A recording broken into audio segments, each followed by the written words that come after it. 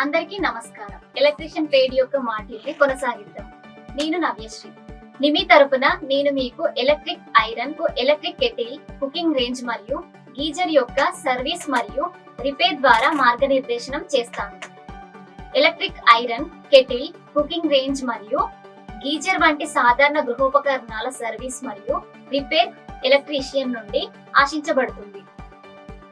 ఈ అభ్యసనంలో మనం వీటిని కవర్ చేస్తాము. ఈ అభ్యాసనలో మనం వీటిని కవర్ చేస్తాము. ఈ అభ్యాసన పూర్తయ్యేలోపు మీరు ఎలక్ట్రికల్ ఐరన్ యొక్క రిపేర్ మరియు సర్వీస్ చేయగలరు. మీరు ఎలక్ట్రిక్ కెటిల్ యొక్క రిపేర్ మరియు సర్వీస్ చేయగలరు. కుకింగ్ రేంజ్ యొక్క రిపేర్ మరియు సర్వీస్ చేయగలరు. గీజర్ యొక్క రిపేర్ మరియు సర్వీస్ చేయగలరు. సరైన దుస్తులు, కళ్ళజోడు, గ్లౌజులు మరియు బూట్లు ధరించడం ద్వారా భద్రతను ధృవీకరిస్తారు. ఈ ప్రయోగానికి అవసరమైన ఉపకరణాలు లేదా పరికరాలు ఈ క్రింది విధంగా ఉన్నాయి.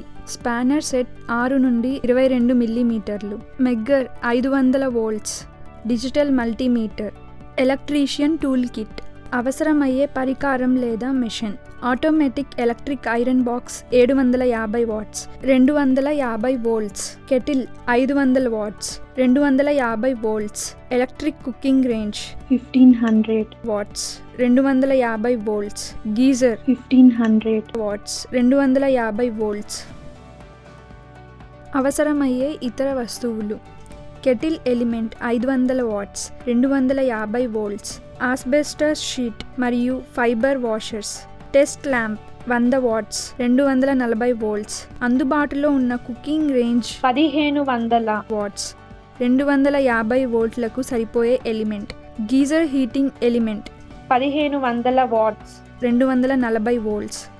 గీజర్ థర్మోస్టాట్ 15 ఆంపియర్తో గల 3 core flexible cord, 3 pin plug. Electric ఐరన్కు అనువైన ఆస్బెస్టోస్ మరియు మైకా షీట్లు వంటి ఇన్సులేటింగ్ మెటీరియల్. ఈ అభ్యసనంలో 2 భాగాలుగా విభజించబడింది. మొదటి భాగంలో ఎలక్ట్రిక్ ఐరన్ మరియు ఎలక్ట్రిక్ కెటిల్ యొక్క సర్వీస్ మరియు రిపేర్ ఉంటుంది. రెండవ భాగంలో మనం కుకింగ్ రేంజ్ మరియు గీజర్ యొక్క సర్వీస్ మరియు రిపేర్ గురించి కవర్ చేస్తాము. ఎలక్ట్రిక్ ఐరన్ యొక్క టెస్టింగ్ మరియు రిపేర్తో ప్రారంభిద్దాం. విద్యుత్ ఐరన్లోని కాయిల్ గుండా విద్యుత్ ప్రవాహం ప్రవహించినప్పుడు తీగ చుట్ట కాయిల్ చాలా వేడిగా మారుతుంది. వాహకం ద్వారా వేడి చదునైన బేస్ ప్లేట్కు బదిలీ చేయబడుతుంది. ఎలక్ట్రిక్ ఐరన్లో handle, sole plate, pilot lamp, heating element, thermostat మరియు థర్మల్ ఫ్యూజ్ ఉంటుంది. థర్మోస్టాట్ బైమెటాలిక్ స్ట్రిప్ను ఉపయోగిస్తుంది. ఇది 2 వేర్వేరు రకాల లోహాలతో తయారవుతుంది. వేడి సమక్షంలో బైమెటాలిక్ స్ట్రిప్ భిన్నంగా విస్తరిస్తుంది. దీనివల్ల నియాన్ లైట్ ఆఫ్ ద్వారా సూచించబడిన విద్యుత్ కోత చర్య జరుగుతుంది. అదేవిధంగా స్ట్రిప్ చల్లబడినప్పుడు బైమెటాలిక్ స్ట్రిప్ దాని ఆకారాన్ని తిరిగి పొందుతుంది మరియు వేడిని సూచించే నియాన్ లైట్పై శక్తి తిరుగుతుంది. విద్యుత్ సరఫరా నుండి ఎలక్ట్రిక్ ఐరన్ను తొలగించండి. వోల్టేజ్, కరెంట్, కెపాసిటీ, వాటేజ్ మొదలైన నేమ్ ప్లేట్ వివరాలను ఇన్స్పెక్షన్ షీట్లో గమనించి రికార్డ్ చేయండి. తరువాత పవర్ కార్డ్ మరియు ప్లగ్ హెడ్ యొక్క దృశ్య పరీక్ష నిర్వహించండి. ఎలక్ట్రిక్ ఐరన్ యొక్క కవర్ని తెరవండి. మల్టీమీటర్ సహాయంతో పవర్ కార్డ్ మరియు ఎలక్ట్రిక్ ఐరన్ యొక్క టెర్మినల్స్ మధ్య కంటిన్యూటీ టెస్ట్ నిర్వహించండి. ఒకవేళ అవసరమైతే కార్డ్ను మార్చండి. మెగ్గర్ సహాయంతో ఐరన్ యొక్క లైన్, టెర్మినల్ మరియు ఐరన్ బాడీ మధ్య ఇన్సులేషన్ రెసిస్టెన్స్ను తనిఖీ చేయడం ద్వారా ఎర్త్ ఫాల్ట్ చెక్ చేయండి.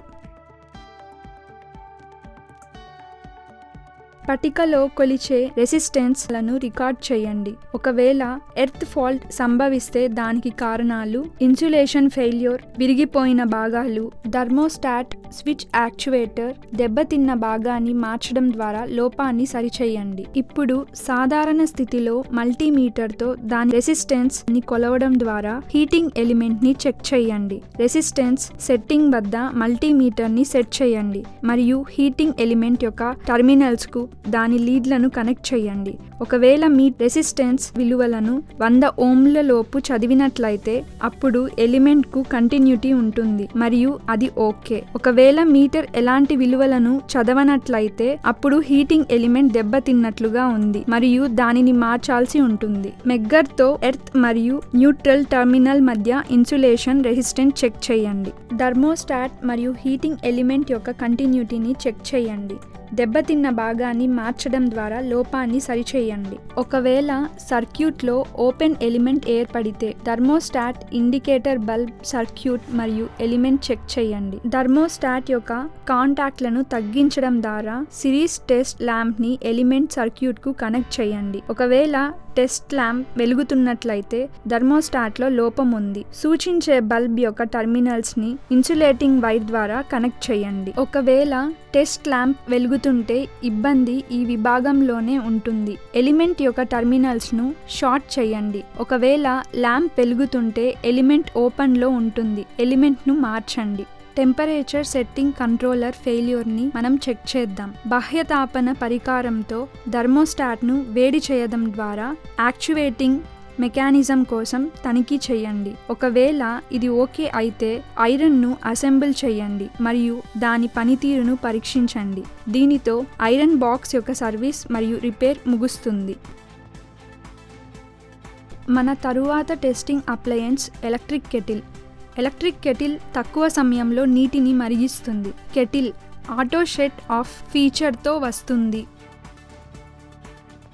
నీరు మరగడం ప్రారంభించిన వెంటనే స్విచ్ ఆఫ్ చేయడం వల్ల ఎక్కువగా మరగడం జరగదు.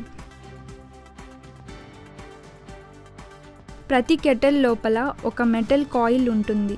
ఇది విద్యుత్ను వేడిగా మారుస్తుంది. కెటిల్ను ఆన్ చేసినప్పుడు కాయిల్ లేదా హీటింగ్ ఎలిమెంట్ గుండా పెద్ద విద్యుత్ ప్రవాహం ప్రవహిస్తుంది.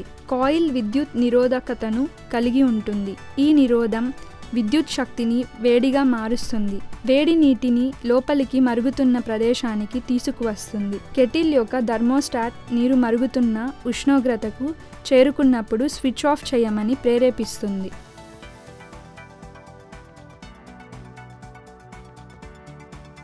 కెటిల్ యొక్క నేమ్ ప్లేట్ వివరాలను చెక్ చేయండి మరియు వోల్టేజ్, కరెంట్, కెపాసిటీ, వాటేజ్ మొదలైన సమాచార షీట్లో వాటిని రికార్డ్ చేయండి. విద్యుత్ కెటిల్ని సప్లై నుంచి డిస్కనెక్ట్ చేయండి. కెటిల్ యొక్క ఇన్స్ట్రక్షన్ బుక్లోని అసెంబ్లీగా చిత్రాన్ని చదవండి మరియు తయారీదారు సిఫారసు చేసిన క్రమంలో భాగాలను తొలగించండి. సిఫార్సు చేసిన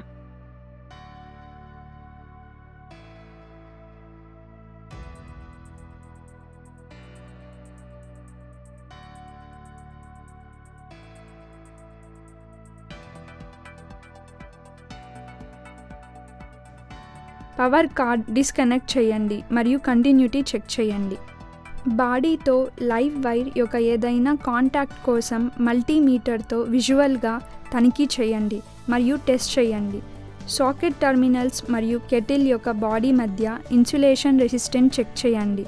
ఒకవేళ ఈ రెసిస్టెన్స్ 1 మెగా ఓం కంటే తక్కువగా ఉన్నట్లయితే కెటిల్ ఎలిమెంట్ని మార్చాలి.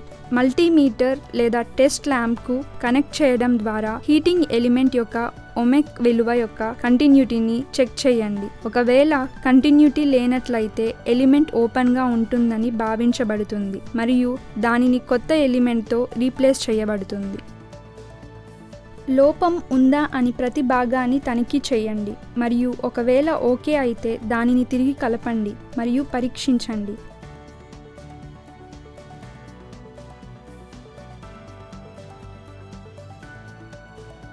లోపల నీరు ఉంటేనే కెటిల్ను ఆన్ చేయాలి.